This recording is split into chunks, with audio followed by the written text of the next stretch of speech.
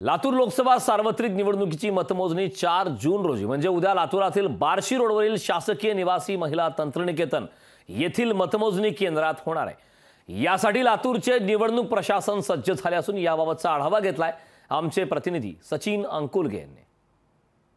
लातूर लोकसभा मतदारसंघासाठी 7 मे रोजी मतदान झाल्यानंतर आता मतमोजणीला सुरुवात होणार आहे आणि या ठिकाणी प्रशासनाकडून जे आहे ती मोठ्या प्रमाणामध्ये या ठिकाणी जय्यत तयारी या ठिकाणी करण्यात आलेली आहे।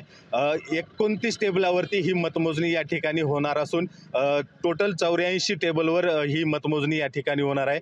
लातूर शहरापासून जवळच असलेल्या बार्शी रोडवरील महिला शासकीय निवासी महिला तंत्रनिकेतन या ठिकाणी जे आहे ती या ठिकाणी स्ट्रॉंग रूम या ठिकाणी तयार करण्यात आलेली होती आणि ज्या मतपेट्या आहेत त्या या ठिकाणीच ठेवण्यात आलेल्या आहेत। त्यासाठी या ठिकाणी मोठा तगडा पोलीस बंदोबस्त सुद्धा या ठिकाणी ठेवण्यात आलेला आहे।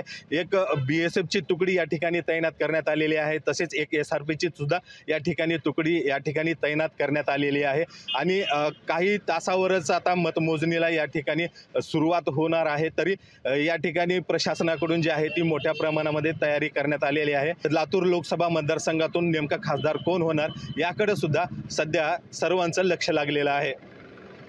सचिन अंकुलगे, लोकशाही मराठी, लातूर। लोकशाही मराठी ऐका, पहा, जागरूक रहा।